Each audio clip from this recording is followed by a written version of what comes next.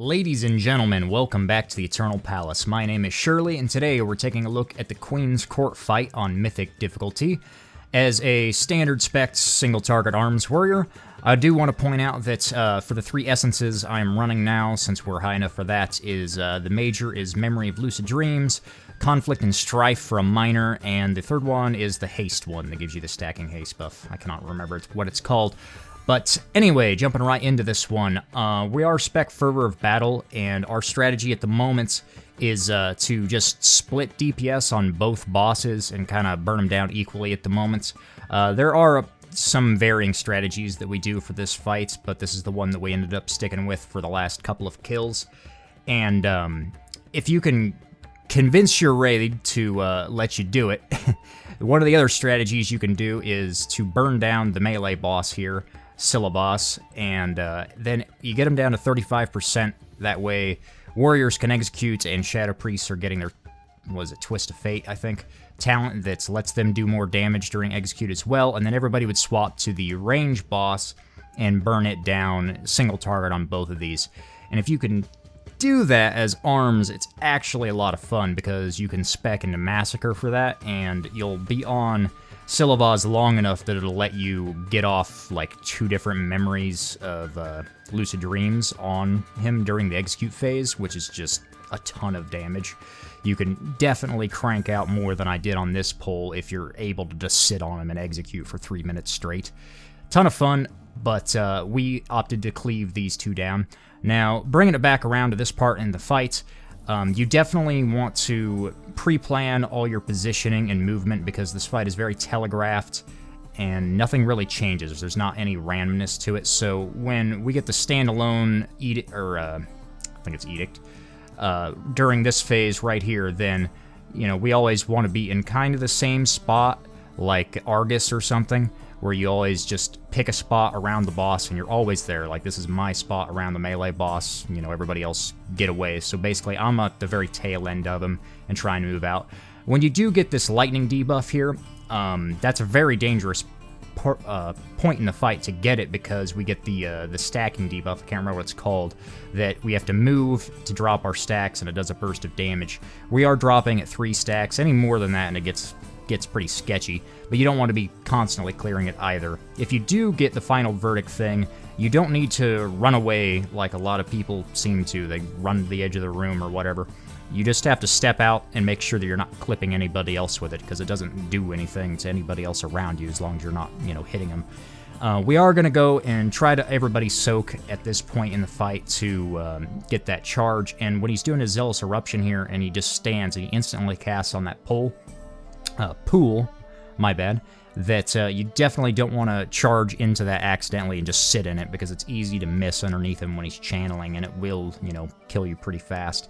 And immediately after, it's just a rinse repeat at this portion of the fight. We're going to be forming ranks here, and, the melee guys are trying to get the ones that are close.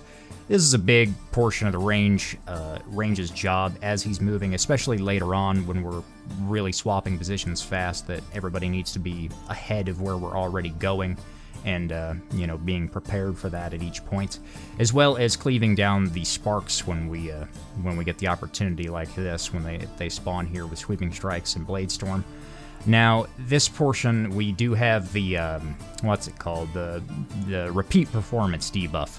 And one thing that's really nice for arms is if you are spec'd into Fervor of Battle instead of Massacre, is Fervor of Battle counts as 2 spells for this, so it's really easy to just spam Whirlwind, and you don't get silence for 3 seconds, because the slam for free, that's what's going to count as the second spell. Now, we do get the standalone here as we're rotating around the room, and when this phase comes out and all the melee are clumped up around the boss, and we also have to drag him, it's the range's job to basically get out of the way. If they're standing there casting right next to the melee boss, they're going to have to move, because, we're losing a ton of uptime doing that, and we definitely want both bosses to be roughly at about the same health percentage, getting low here.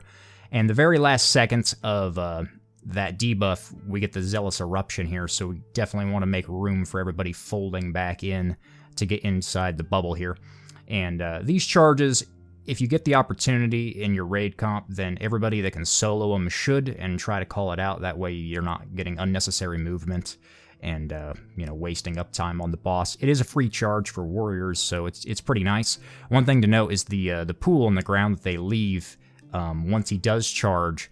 That pool is it's not active for like a second before it actually does damage. So if you charge it and you end up inside of it, it's not a big deal. It won't actually hurt you as long as you immediately get back out of it. So it's an easy way to get free rage, and you don't have to worry about it. Now, I did use my Memory of Lucid Dreams a minute ago as we're getting down to the execute phase here. You basically just want to use on cooldown if you're doing the split strategy, because you will get it up again at the very end of the fight during execute, which, you just want to get as many uses out of your cooldowns as possible. I did mess up on my Razor Coral this pull, though. I was saving all my stacks for 30%, trying to get my Ink Pod to crit. Unfortunately, I wasn't paying attention at 30% this time around, so I didn't hit it. So we got a bit of a scuffed use on my Razor Coral. I did end up using it during that Spark Cleave time. I probably should have saved it for 20% and just used the whole Razor stack with my Memory of Lucid Dreams again. Unfortunately, I did silence myself there for a second. Tunneling executes. That's the only time during execute at the very end where that debuff is annoying and you gotta weave things into it. Another tip for that is you can use Berserker Rage and Pummel. Anything off global cooldown will count as a spell activated. However, trinkets don't, so you can't use that. And I believe essences don't either, so just some kind of spell in your toolkit. I use Berserker Rage and Pummel usually, and then you can always mix in Overpowers if your rage is low anyway. And I waited, thankfully, to the very end of it that we can go ahead and pop our last memory here during the last portion of the fight and just tunnel as many executes as we could. Unfortunately, he charges right after CS fades, so we do lose a little bit of uptime, and the call was made that the melee boss was getting too low, so I went ahead and swapped over to the range boss here and started putting some executes in on her. Unfortunately, she does cast the eruption thing shortly after, so I'm going to charge back, get some deep wounds on him, and go straight back to this guy, and we're going to Blade Storm down that spark. And from here, it's pretty much over. We're just wanting him to die at roughly the same point. We do have the movement debuff here at the end, and our strat was just to stand still, so nobody accidentally blows up at the end. Anyway, that's the fights. If you have any questions, feel free to leave them down below, and I will see you next time. Peace.